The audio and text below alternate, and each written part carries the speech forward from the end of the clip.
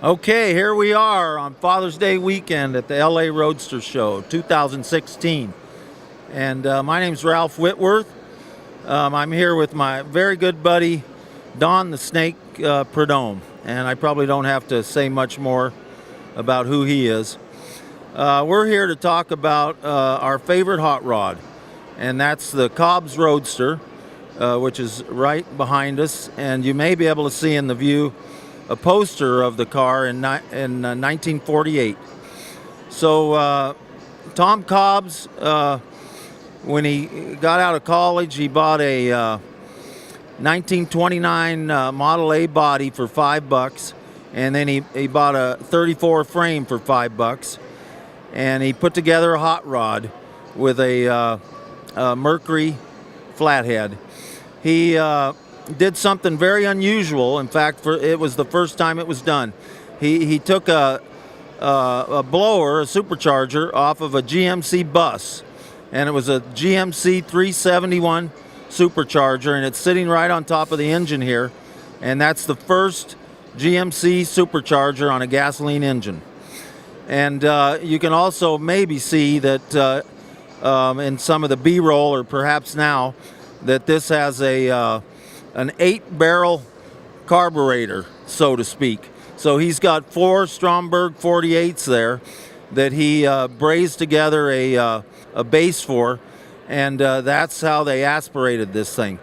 So this was a very, very exotic engine that he experimented with, had lots of different variations, but essentially started out running this thing at El Mirage, doing the Rosetta runs, and also SCTA, and then started street racing around LA, and that led to a big grudge that he and Vic Edelbrock had, and because of that, they ended up in what is considered by many to be the first legal drag race in history, and that was a Sunday morning in April in 1949 at Goleta Airport, north of Los Angeles, up by Santa Barbara, and on an access road next to the airport, they had a drag race, and the car belonged to Fran Fernandez. Many of you know that name, and it was driven by a fellow by the name of Toll,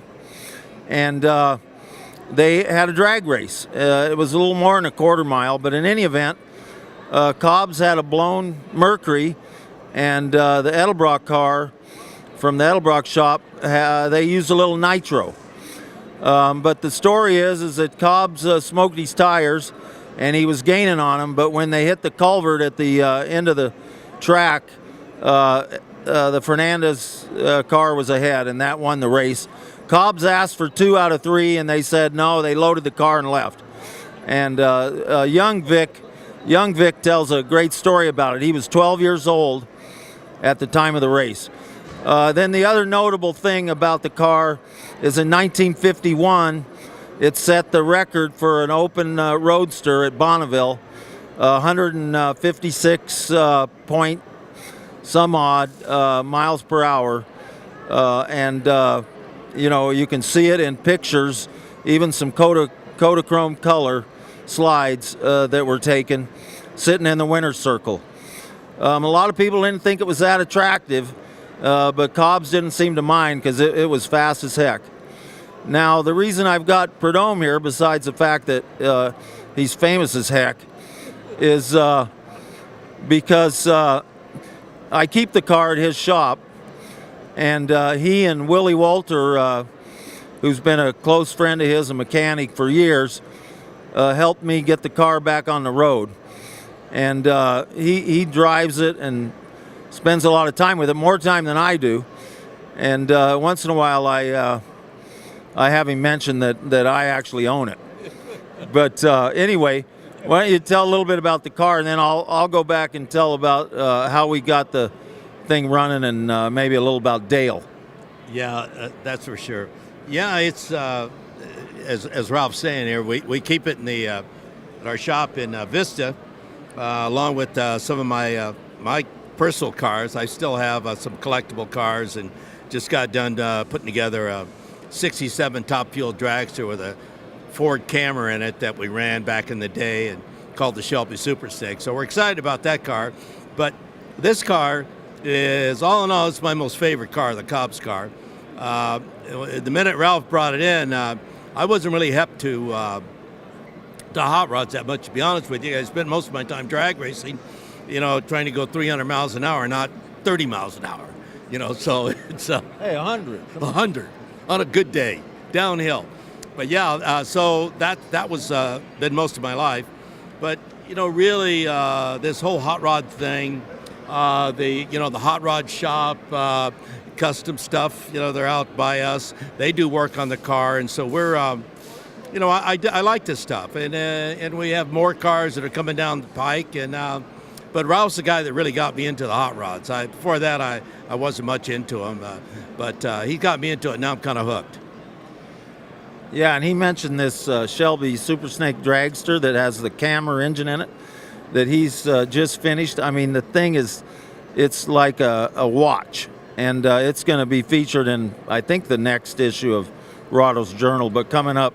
So it'll probably be on the cover, so you'll see it. But it's Father's Day this weekend, so you can see my daughter's here with me, Ava, and my son, but he's a little bit shy. Just wave, Ava. Wave. You're on TV. Douglas, Go ahead, wave. come here. So, and then there's that's Douglas. That's his adopted grandpa. Don is. But Father's Day weekend, man. yeah, and in any event, I just wanted to say about the engine.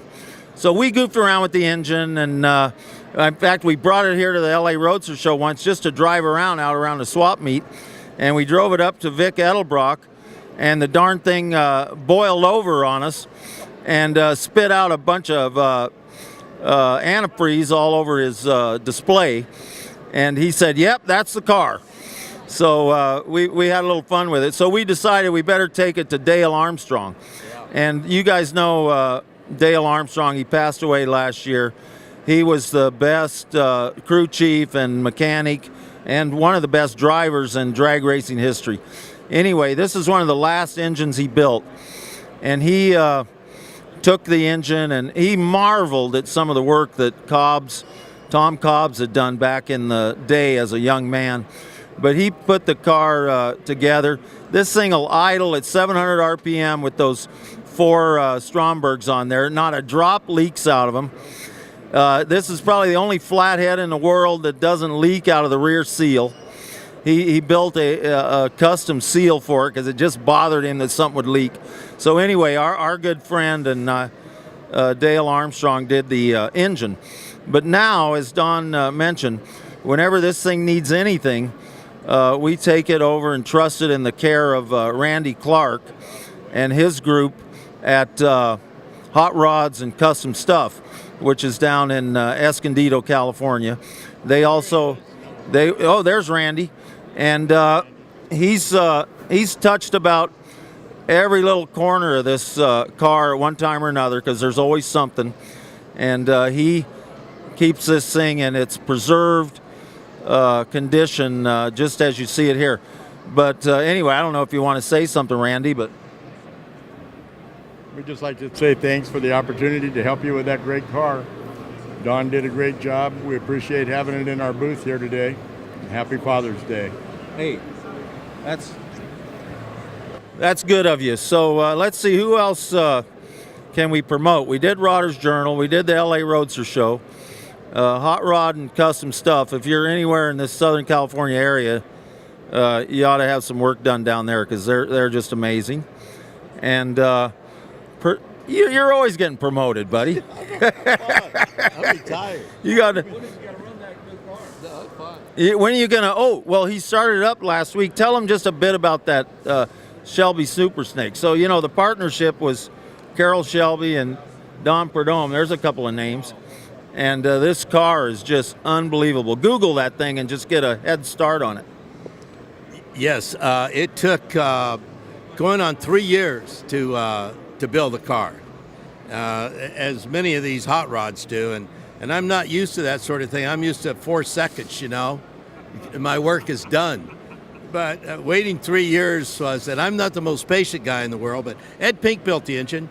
And, it was just a long process. Ford Cammers are really hard to find parts for. And Don Long did the chassis and rebuilt the chassis. And Bill Carter did the paint job. But it's a beautiful car. It's all together. It's in the trailer at the shop as we speak. And we're headed to Bakersfield on Tuesday to do some burnouts with the car and do some shots for Rodder's Journal. So stay tuned for Rodder's Journal, man. It'll be on the cover. It's really a trick car. All right, I think that's it. You have anything to say say, anything? Douglas? You want to say hi to your girlfriend at home? Hi. There you go. Yeah, happy Father's Thank you. Hey, we're happy to be part of this.